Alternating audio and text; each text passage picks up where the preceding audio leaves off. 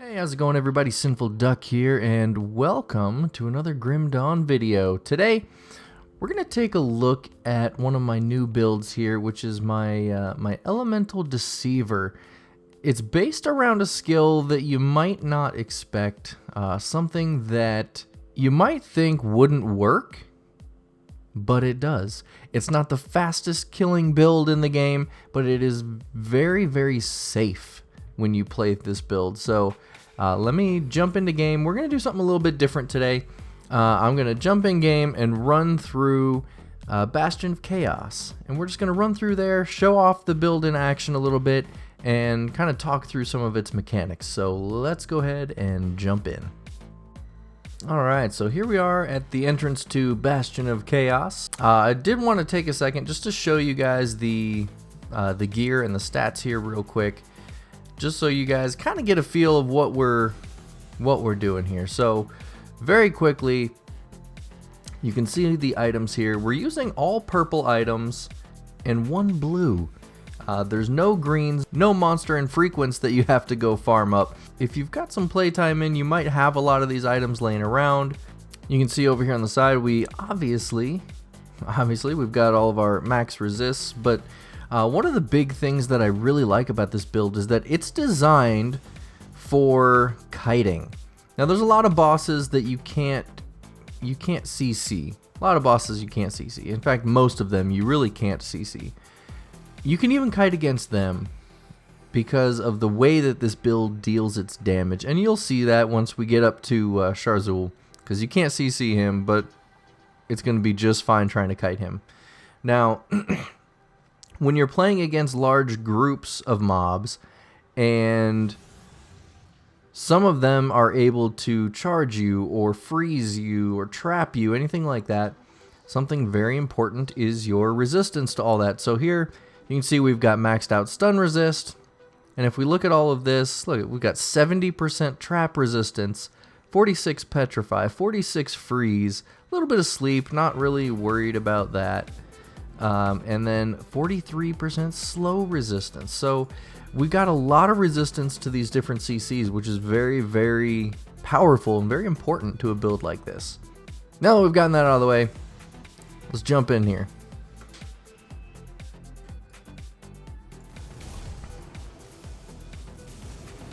One of the things you'll notice with this build is that against all this trash, because we're doing such big AoE dot damage, we can kind of just dot them up and continue on, and they're all gonna die. We don't really have to worry too much about staying behind to watch them, because they're just gonna go down. They're just gonna go down. It's actually a very nice build to play because of that. Here we've got a hero. Another thing you can kind of tell here right off the bat too is when you do have something like a hero or something that takes a little bit longer to kill, you can kind of just put your damage out and do other things. If you need to go loot a chest or whatever the case is, if you need to go hide behind a pillar, you can do that. This build is very forgiving. Got another hero here. So there will be a link to Grim Tools down below in the description for this, so if you guys do want to see any details for the build, that's where you're going to want to go. I'm just going to briefly talk about sort of the ideas and the mechanics behind this build. Obviously, the main mechanic behind this build is being the fact that it can kite. You can see just from this, I mean, nobody's ever getting close to us unless we want them to. And that is in large part because of the gear that we went with. So, if you look at our weapon here, the Temporal Tempest, it adds minus 30% total speed to Word of Pain. Our metal does another 10% total speed to Word of Pain, so that's helping us kite right there. Our pants, if they do hit us, whether they're ranged or melee, they do hit us, they're getting a 60% slow, which is just a little AoE on the ground, so they can get out of it, but it helps. And then same thing here on the boots. If they do hit us, the Ill Omen skill, they're getting feared away from you for a couple seconds if they're CCable, and they're getting another 24% movement speed reduction. So we've got a lot of different things adding slows just on the gear. And then on skills, we also have 40% coming off of lightning tether. So we do have a lot of things to help us with our kiting there. You can probably see a lot of our devotions going off here. You see the arcane currents all over the ground here doing their thing.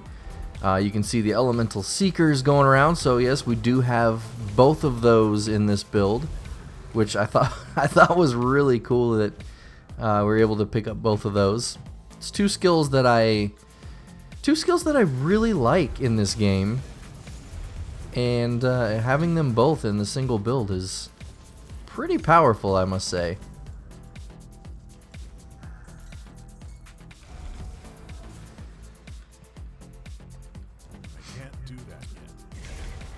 So I've got the arcane currents is being procced by our Word of Pain, and then the Elemental Seeker is 100% chance on hit. 100% chance on hit to proc one of those. So I put that on Bloody Pox. Bloody Pox is like a devotion proccing machine. That skill is so good at proccing devotions. So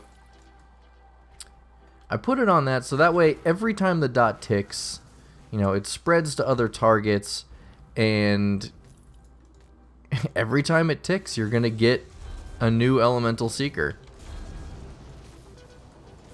Now, you can see I do have Stormbox, and I do have a devotion tied to that I'll show you guys here in a minute. It's a very defensive devotion, and it's something you might not think would work well, but it really does. So let me show you guys that here in just a moment, as soon as I clear this little group out here. Alright, let me show you this. So on Stormbox we have the Wendigo's Mark. Now that's dealing vitality damage, and you might think to yourself, but Duck, you said this was an elemental build, why do you have a vitality devotion? Well, the reason we have that, the reason we're able to get away with that, is because of the blue offhand.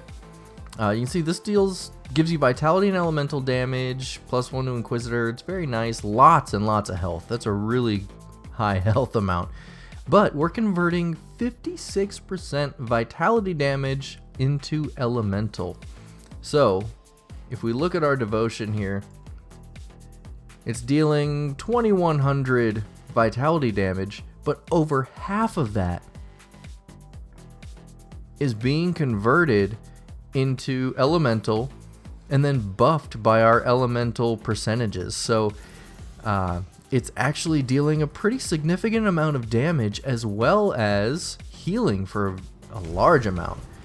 I worked a little bit with trying out the difference between that and using something like the bat, the Twin Fangs, and for this build I really just preferred the Wendigo's Mark, because when I'm kiting, a lot of times with this build, part of the reason why it's such a safe build to play is that against Nemesis or some difficult bosses, you can put your dots on them, and then you can kind of hide a little bit.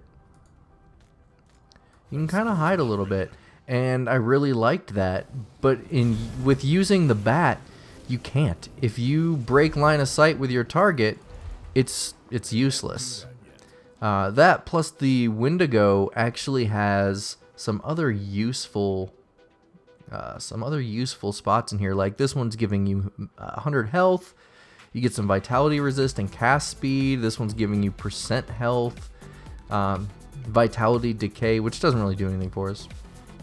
So yeah, the Wendigo is giving us some benefit, while the Bat wouldn't give us anything really except for the skill. Alright, I think we've explored and taken enough time out here. You can see, like, this boss, you can't actually slow this boss. And yet we're able to kite him just fine and keep our distance.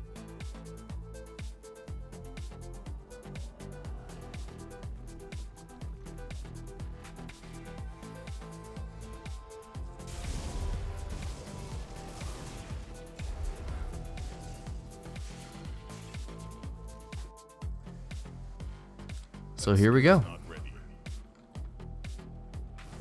I'm not trying for any kind of speed run or anything like that. Just in here to have fun and kind of show off what you can do with this, and the fact that this is a very capable build. I may even go after this and find a little Nemesis, maybe somebody like Grava.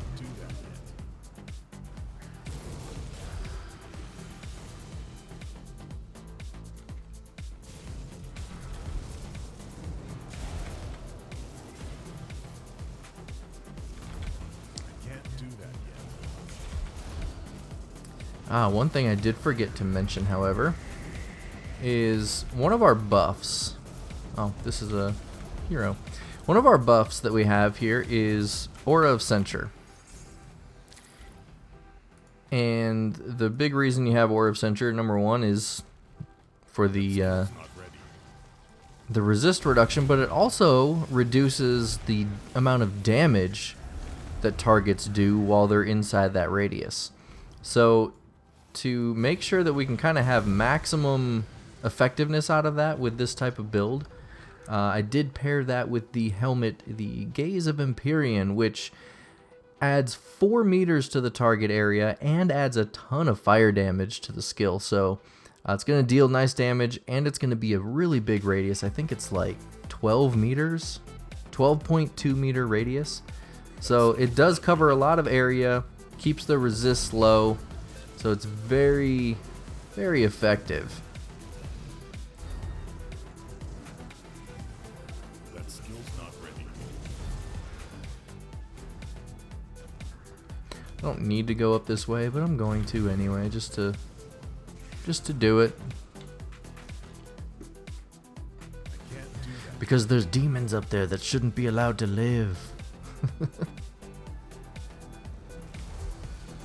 can see that ill omen from the boots doing some work there.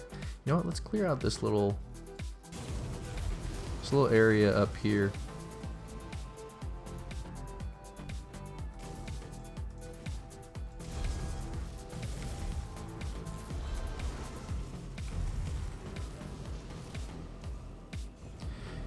All right. When you do play this build, if you get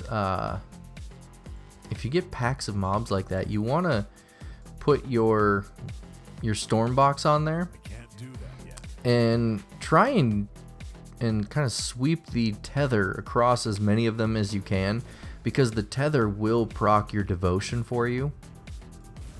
So if you do that, you see the tether is kind of going through multiple targets there, and it's proccing that Wendigo's mark on multiple enemies, which is very, very nice, because, you know, more enemies equals more healing.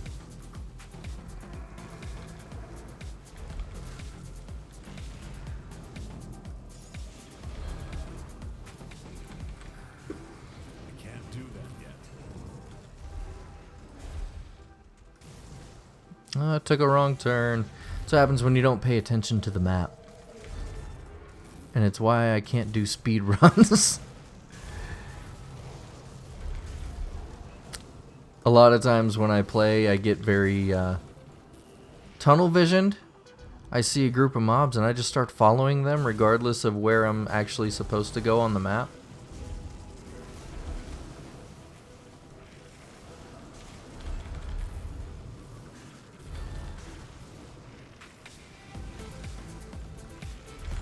Alright, so yeah, we've got 2 different heroes up there. Handle them just fine. But you can see we just kind of put our dots out there, they were really, really slow. They never got close to getting to us. And we were able to just kind of stay at range and keep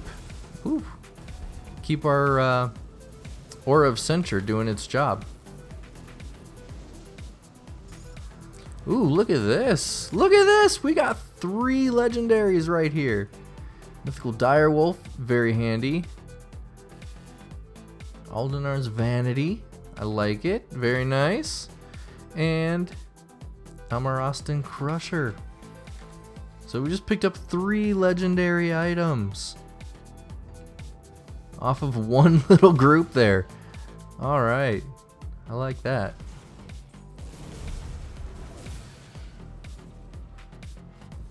Alright, we are almost up to the next level here.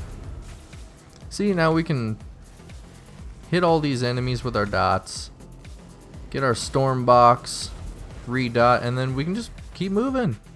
Circle around this pillar, and even though he's on the other side of the pillar from us, we're still dealing damage.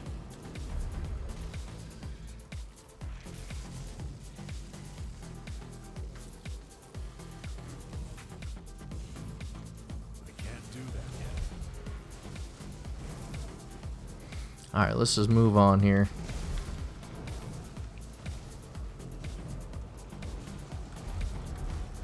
Ooh. Okay, so we have a reflective guy right here. And reflective is a little difficult for this build to take on because you do throw a lot of damage back your own way. So I just love the kiting aspect of this build. It doesn't kill the fastest, obviously. It's not the quickest, most high DPS build you're gonna find, but it's fun. I like the play style. It's effective. Another legendary. It's effective. It's fun. That, to me, that's the whole point of playing the game. You can have the highest DPS build out there, but if it's not fun for you, who cares? That skill's not ready. And this is fun. Alright, level 2. Look how slow these guys are, man. That's great.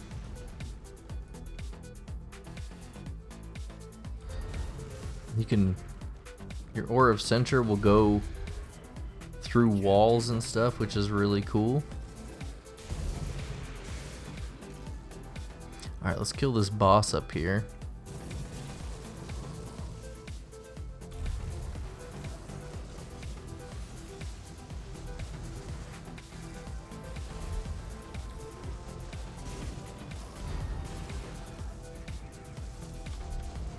I mean, you see, like, I'm putting dots on the boss and just kind of sitting behind this pillar and killing all the other mobs that are coming up. Not really worried about the boss itself at all.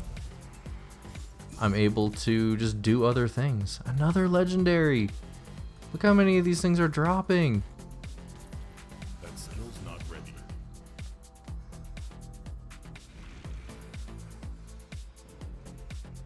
Alright, moving on.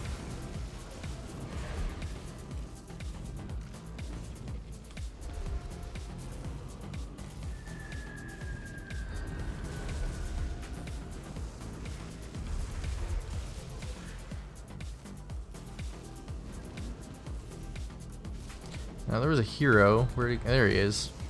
By the time I found him, he was almost dead. Another legendary, Gauntlets of Ignifar. Very cool. Skill's not ready. Those are actually really good ones if you're running an Ignifar build. So we talked a little bit earlier about how we were converting vitality damage. We're converting vitality damage into elemental for our Wendigo's Mark devotion. Not ready. And we also talked about how we're using the arcane currents. If you look at the arcane currents, it does elemental and aether damage. And we also have, I believe it's on our weapon. Let me double check here. Yeah, on our weapon, we are converting a pretty substantial amount of aether damage into lightning, so that that Arcane Currents ability there is actually doing quite a bit more damage than it's showing. It's very powerful. Actually, you know what? Let's go in here. This is a good room. So you get this thing.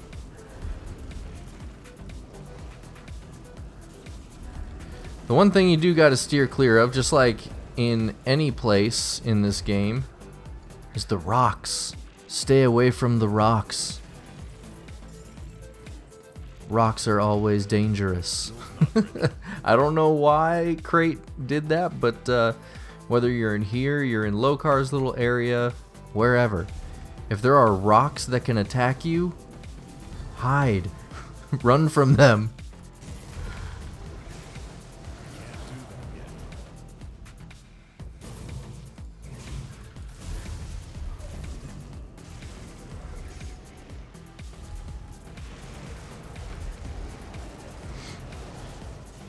Go, just kind of make our way through there.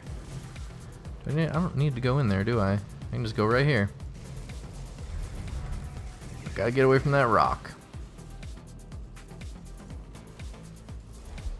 I can't do that yet. That's a lot of heroes.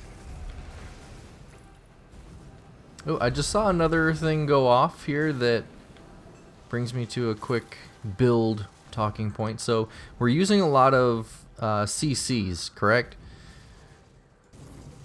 We're using we've added a lot of slow and a lot of utility to our Word of Pain, which, speaking of that, our amulet here, Heart of Malmoth, adds even more utility by giving Word of Pain 12% elemental resist reduction. But one of the things that I just saw happen that works well in conjunction with all the slows is our relic, Bane. We're using Bane. You might think, why not use something like Ignifar's Combustion?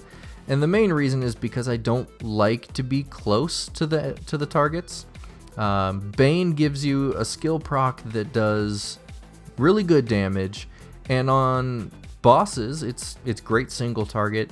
Against groups, it can attack fast enough that it works well on groups. It goes through targets, so it can hit multiple enemies at once. But if they are able to be CC'd, it will knock them down. So, yeah, I saw an enemy get hit by it and fall over, so I thought I would mention that. Just another little layer of control that we're trying to add into the build.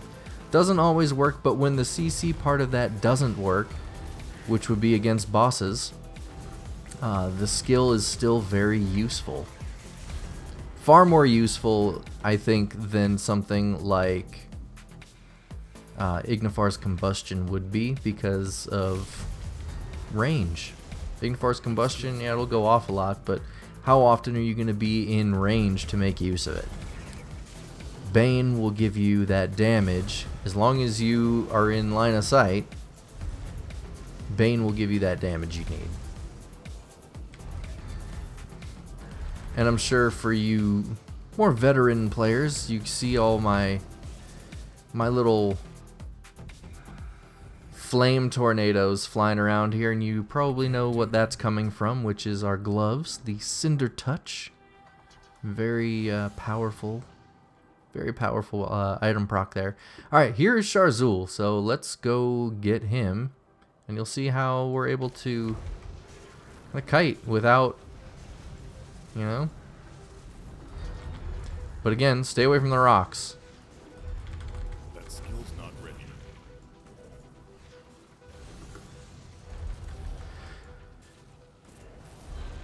You know, and again, it's not the fastest build, but it's not going to kill him in any kind of speed record. But I mean, look, we're halfway through already, and we've taken no damage, really. Outside of running into that little flame thing. And we're keeping him within range of our aura. So yeah, there you go. There you go. A very easy, very safe and effective. That's a really nice two-handed axe. I like that. Anyway. Very nice, very safe and effective way to fight bosses. Yeah, I'll end with our devotion screen here just so you can kind of see what we've got going there. And you might wonder to yourself there why we have some of these. Some of these, such as the Wraith, were taken just to get the completion bonus that we needed. But yeah, that's all I have for today. Thank you guys for watching. I really appreciate it. Hopefully this build is something that some of you guys will be interested in. Give it a try. If you have comments, leave them down below. Any questions, I'll do my best to answer as many as I can. There's a Grim Tools link in the description as well. So yeah, thank you guys for watching, and until next time, take it easy.